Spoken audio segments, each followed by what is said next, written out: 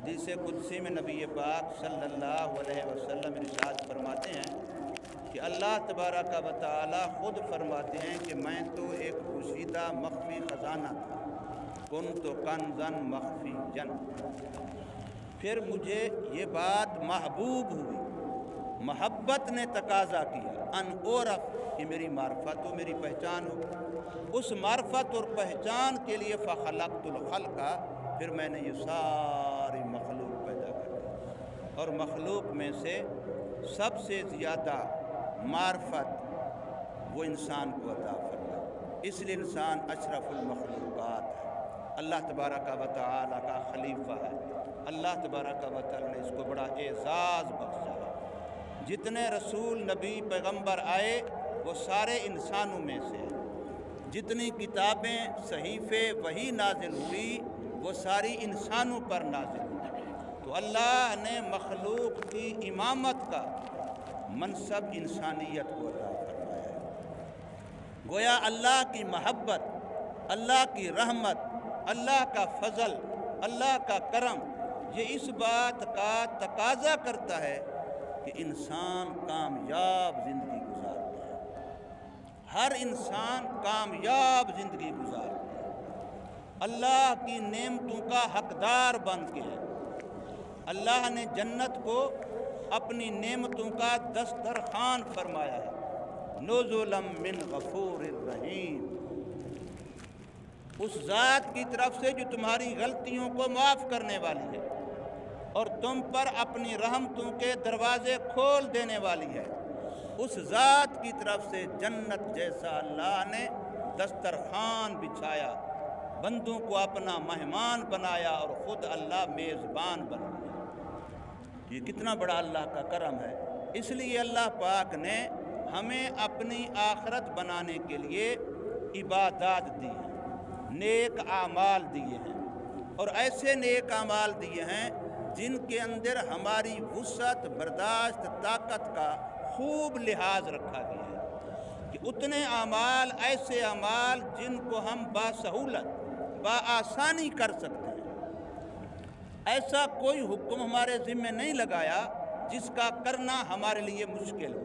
نہ کر سکتے ہو، ایسا کوئی حکم ہمارے ذمہ لا یکلف اللہ نفسا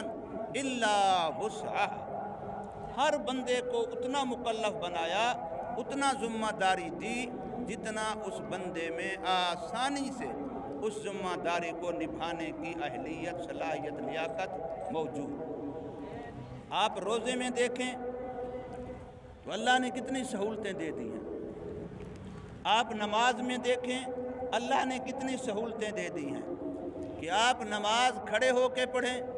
نہیں پڑھ سکتے اشارے سے رکوع سجدے چھوڑ کے بیٹھ کے پڑھ لیں، اگر بیٹھ کے بھی نہیں پھر لیٹ کے پڑھ لیں۔ اس سے بڑھ کے کیا کتنی سہولت ہے۔ اگر پانی استعمال نہیں کر سکتے تیمم سے پڑھ لیں، کتنا سہولتیں دی ہیں۔ تو اللہ تبارک و تعالی کی رحمت کا تقاضا، منشا وہ یہ ہے کہ بندہ کامیاب زندگی گزار کے ہے۔ پھر اس کے لیے اللہ نے بعض ایسے ہمیں مواقع دیے ہیں، اوقات دیے ہیں، جگہیں دی ہیں جن میں ہم تھوڑی نیکی سے بہت زیادہ اجر و ثواب کما سکتے ہیں، تھوڑی سی نیکی سے بہت زیادہ اجر و ثواب کما سکتے ہیں۔ ایسے اللہ نے مواقع رکھ دیے جن میں ہر جمعہ ہمارے لیے یہ موقع ہے، ہر جمعہ نیکیوں کا سیل ہے، نیکیوں کا سیزن ہے، نیکیاں کمانے کے لیے بہترین موسم ہے۔ ہر ہفتے گویا کہ جمعہ آتا ہے، ہر ہفتے جمعرات آتی ہے یہ نیکیاں کمانے کے لیے، تاکہ میں، آپ، ہم سارے اپنے نامہ اعمال میں زیادہ سے زیادہ نیکیوں کا ذخیرہ جمع کریں۔ پھر اللہ تبارک و تعالی نے نیکی کو کرنے پر مشروط نہیں کیا، صرف نیت پر نیکی رکھ دی۔ ایک بندہ تہجد کی نیت سے سویا کہ میں اٹھ کے تہجد پڑھوں گا، وہ نہیں اٹھ سکا، اللہ نے فرمایا تہجد کا ثواب اس کے کھاتے میں لکھ دو، کیوں؟ اس کی نیت تھی۔ اب اللہ پاک نے کتنی سہولتیں دی ہیں، کتنا آسانی دی ہے ہمارے لیے نیکیوں کا ذخیرہ جمع کرنے کی۔ انہی میں سے اللہ پاک نے ایک موقع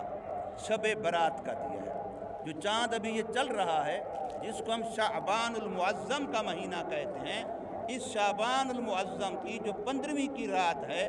جو ابھی آنے والے منگل کے دن کی جو مغرب کی اذان ہوگی وہاں سے وہ رات شروع ہوگی۔ بدھ کی رات شروع ہو جائے گی، منگل کا دن ختم ہوگا۔ منگل کا دن ختم ہونے پر مغرب کے وقت جو اذان کا ٹائم ہوگا، اذان کا وقت ہوگا، اس وقت سے شب برات شروع ہو جائے گی۔ پھر صبح صادق طلوع ہونے تک حتیٰ مطلع الفجر، جب فجر کی اذان کا وقت ہوگا اس وقت تک، مغرب کی اذان کے وقت سے شروع ہو کے فجر کا وقت، فجر کی اذان کا وقت ہونے تک یہ رات، اس کو لیلہ مبارکہ قرآن کہہ رہا ہے، حدیث اس کو لیلہ رحمت کہہ رہی ہے، اور ہماری عام بولی میں زبان میں اس کو شب برات کہتے ہیں۔ شب کا معنی رات ہے، جیسے لیل کا معنی رات ہے۔ شب فارسی کا لفظ ہے، لیل عربی کا لفظ ہے، اردو میں ہم اس کو رات کہتے ہیں۔ تو رات، شب، لیل یہ ایک ہی چیز ہے، صرف فرق زبانوں کا ہے۔ اگر آپ اردو بولیں گے تو رات کا لفظ لکھیں گے، اگر آپ فارسی بولیں گے تو شب کا لفظ بولیں گے، اگر آپ عربی بولیں گے تو لیل کا لفظ بولیں گے، معنی ایک ہی ہے۔ تو اب اس کو شب برات کہتے ہیں۔ شب کا معنی رات، اور برات کا معنی کسی کو آزاد کرنا، برات کا معنی کسی کو بری کرنا، برات کا معنی ان کو قدخنوں سے، پابندیوں سے جکڑے ہوئے تھے ان سے ان کو چھوڑ دینا، اس کو برات کہتے ہیں۔ تو شب برات اس نصف لیلہ شعبان، شعبان کی آدھی کی رات، نصف، اس کے لیے حدیث پاک میں فضائل کے مستقل باب ہیں۔ علماء نے ان حدیثوں کو جمع کیا کہ رسول اللہ صلی اللہ علیہ وسلم نے اپنی امت کو بتلایا کہ یہ رات تمہیں رمضان سے پہلے دے رہا ہوں، رمضان کی ہر رات شب برات کی طرح ہے، لیکن فرمایا یہ رمضان سے 15 دن پہلے تمہیں ایک رات دے رہا ہوں، اس رات کی کمائی بھی کئی گنا عام راتوں کی کمائی سے زیادہ ہے، کئی گنا، صرف ایک نہیں، دو نہیں، 10 نہیں، 20 نہیں، ہزارہاں گنا زیادہ نیکی کا اللہ پاک ریٹ بڑھا دیتے ہیں۔ آپ تھوڑی نیکی کریں گے، اللہ کی طرف سے آپ کے نامہ اعمال میں بہت زیادہ کر کے لکھی جائے گی۔ حدیث پاک میں آتا ہے، عرب میں ایک قبیلہ تھا، بنو کلب اس کا نام تھا، وہ بکریوں کی تعداد میں عرب میں مشہور تھے کہ ان کی بکریاں سب سے زیادہ ہیں۔ وہ قبیلہ پورے عرب میں مشہور تھا کہ ان کی بکریاں، ہر ایک کی کئی 100 بکریاں، قبیلے میں ہر ایک گھر کی کئی 100 بکریاں، پورے قبیلے کی کتنا زیادہ، وہ تو ہزاروں سے بھی زیادہ بکریاں تھیں۔ حضور صلی اللہ علیہ وسلم نے فرمایا کہ جو بندہ اس رات لیلۃ الشب برات، لیلہ مبارکہ، لیلہ رحمت، اس نصف شعبان کی رات کی قدر کر لے، اپنی وسعت کے مطابق اس کو نیکی میں گزارے۔ یہ کوئی لازمی نہیں ہے کہ پوری رات ہی جاگتا رہے، یہ بھی کوئی لازمی نہیں کہ پوری رات ہی عبادت کرتا رہے، جتنا کر سکتا ہے، پہلا حصہ، آخری حصہ، درمیانی حصہ، جتنا کر سکتا ہے، کچھ نہ کچھ اپنے آپ کو اللہ کے ہاں طالب بنا کے دکھائے کہ یا اللہ میں تیری رحمت کا محتاج ہوں، مجھے تیری رحمت کی ضرورت ہے، اپنے لیے بھی ضرورت ہے، اپنے بچوں کے لیے بھی ضرورت ہے، اپنے گھر کے لیے بھی ضرورت ہے، اپنی صحت کے لیے ضرورت ہے، اپنی عزت کے لیے ضرورت ہے، اپنی نوکری کے لیے ضرورت ہے، اپنے معاملات کے لیے میں تیری رحمت کا محتاج ہوں۔ اللہ کے سامنے اپنے آپ کو پیش کرے، جتنا کر سکتا ہے۔ ہم کمزور ہیں، خلق الانسان ضعیفا، خود اللہ فرما رہا ہے کہ میں نے انسان کو کمزور پیدا کیا، ہم حق ادا نہیں کر سکتے، لیکن اپنا نام تو لکھوا سکتے ہیں عبادت گزاروں میں کہ یہ رات میری زندگی میں آئی ہے تو میں نے بھی عبادت گزاروں میں اپنا نام لکھوایا ہے۔ انگلی کٹا کے شہیدوں میں نام لکھوائیں، لیکن کریں تو صحیح، بالکل غفلت میں تو اس رات کو نہ گزاریں۔ تو فرمایا جو بندہ اس رات کی قدر کرے گا، اللہ تبارک و تعالی میرے اس امتی کے نامہ اعمال میں بنو کلب قبیلہ جس کی کئی ہزار بکریاں تھیں، فرمایا ان کی بکریوں کے جسم پر جتنے بال ہیں اتنی اللہ پاک نیکیاں میرے اس امتی کے نامہ اعمال میں درج فرمائے گی۔ ایک بکری کے بال کوئی گن سکتا، ایک بکری کے بال بھی گننا کسی انسان کے بس میں نہیں ہے، اور پھر ہزاروں بکریاں ہوں تو ان کے بال کون گن سکتا ہے؟ ہزاروں بکریاں حضور نے نام لے کے فرمایا، قبیلہ بنو قلب جو مشہور ہے بکریوں کی تعداد میں زیادہ ریوڑ ہونے میں، ان کے ریوڑ بکریوں کے بہت بڑے بڑے ہیں، زیادہ ہیں، فرمایا جتنی ان کی بکریوں کے جسم پر بال ہیں، اللہ پاک میرے اس امتی کے نامہ اعمال میں اتنا نیکیاں درج فرمائیں گے اس ایک رات کی قدر کرنے کی وجہ سے۔ اب آپ اندازہ لگیں، اسی رات کو لیلہ رحمت کہا گیا ہے، اور اس حدیث میں جس حدیث میں اس کو لیلہ رحمت کہا ہے کہ یہ رحمت والی رات ہے، اس میں سرکار صلی اللہ علیہ وسلم کا ارشاد یہ ہے، فرمایا اللہ پاک اس رات میں اپنی ایسی خاص ایک رحمت کا زمین پر نزول فرماتے ہیں کہ جو عام راتوں میں وہ رحمت زمین پر نہیں آتی، اس رات میں اس رحمت کا نزول ہوتا ہے۔ اور پھر سب سے بڑی بات یہ ہے کہ اس قرآن مجید کی سورہ دخان کی جو پہلی آیتیں ہیں اس میں اس رات کو لیلہ مبارکہ بھی کہا گیا ہے، اور فیہا یفرق کل امر حکیم، کہ اللہ اس میں ہمارے مقدر کے فیصلے فرماتے ہیں، ہم سب کے نصیب تقسیم کیے جاتے ہیں، ہمارے مقدر کے فیصلے اس رات میں ہوتے ہیں۔ اللہ فرشتوں کے حوالے لسٹیں کرتے ہیں، فرشتوں کے حوالے فرشتیں کرتے ہیں، فرشت بن جاتی ہے کہ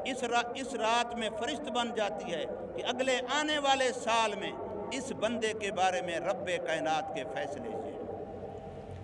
صحت کے لحاظ سے، بیماری کے لحاظ سے، اولاد کے لحاظ سے، رزق کی کشادگی یا تنگی کے لحاظ سے، پورے سال کے میرے مقدر کے فیصلے ہو رہے ہیں جس رات میں، اس رات میں میں اگر خواب خرگوش میں غفلت کی نیند سو رہا ہوں تو پھر اپنی بد نصیبی پہ روں اور کیا کروں۔ جب اللہ میرے بارے میں فیصلے فرما رہا ہے اور مجھے پہلے بتایا جا رہا ہے یہ جو فلاں رات آنے والی ہے، اس رات میں ہم نے آپ کا مقدر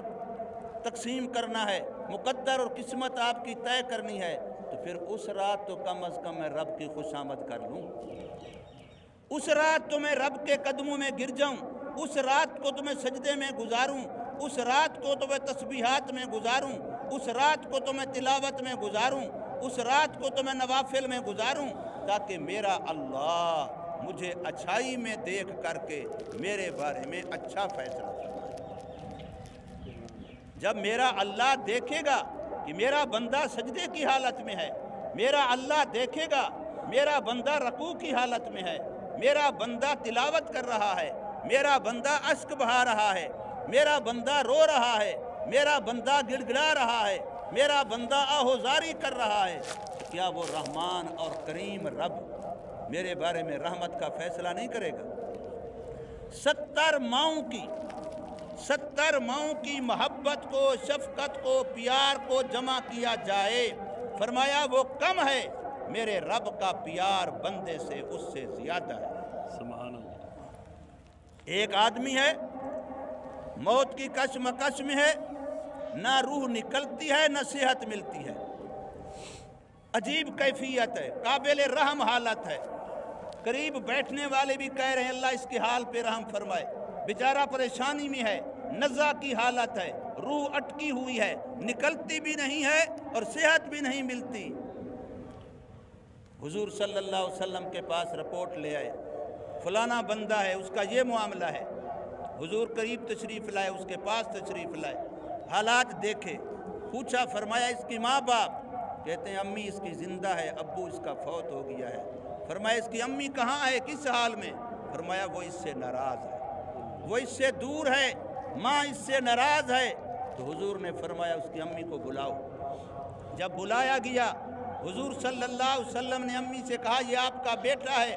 کس پریشانی میں ہے اور اس کی وجہ صرف آپ ہیں، آپ اگر اس کو معاف کر دیں تو یہ اللہ پاک ابھی اس کے لیے آسانی فرما دیں گے۔ وہ ماں بیچاری اتنا دکھی ہوئی تھی، وہ کہنے لگی اس نے مجھے اتنا ستایا ہے، اتنا دکھایا ہے کہ میرا دل نہیں کہتا کہ میں اس کو معاف کر دوں، میرا دل نہیں مانتا کہ میں اس کو معاف کر دوں۔ پھر میرے آقا نے ایک ہیلا کیا، فرمایا اچھا اگر تیرا دل نہیں مانتا تو پھر اس نے مر کے جہنم کی آگ میں جلنا ہی ہے، تو ہم ابھی اس کو آگ میں جلا دیتے ہیں۔ مرنے کے بعد جہنم کی آگ ہی میں جلنا ہے جب ماں باپ ناراض ہوں گے۔ ماں باپ اگر ناراض ہوں تو شب برات میں بھی بخشش نہیں ہوتی، ماں باپ اگر ناراض ہوں تو لیلۃ القدر میں بھی بخشش نہیں ہوتی، ماں باپ اگر ناراض ہوں کعبے کا طواف کرتے ہوئے مر جائے پھر بھی بخشش نہیں ہوتی، ماں باپ اگر ناراض ہوں سجدے کی حالت میں مر جائے پھر بھی بخشش نہیں ہوتی۔ اس لیے رب ناراض ہے جب تک ماں باپ ناراض ہے، رب اس وقت راضی ہے جب ماں باپ راضی ہے۔ تو میرے آقا نے عذرائے شفقت یہ ہیلا کیا، اس ماں کو کہا کہ ہم ابھی تیرے سامنے پھر تیرے بیٹے کو آگ میں جلاتے ہیں، مرنے کے بعد جہنم کی آگ میں تو جلنا ہی ہے، جہنم کی آگ تو دنیا کی آگ 70 گنا زیادہ سخت ہے، کیوں نہ ہم ابھی اس کو جلا دیں دنیا کی آگ میں۔ جب یہ جملہ سنا تو ماں ہے، کہنے لگی آقا میں نے اس کو معاف کیا، اس کو آگ میں نہ جلاؤ، میرے بیٹے کو آگ میں نہ جلاؤ۔ کل میرے پاس ایک عورت ہے بوڑھیا، اپنے مدرسے میں بیٹھا تھا ظہر کے بعد، کل ہی میرے پاس ہے، کہتی ہے ہمارا 1 مرلے کا مکان ہے،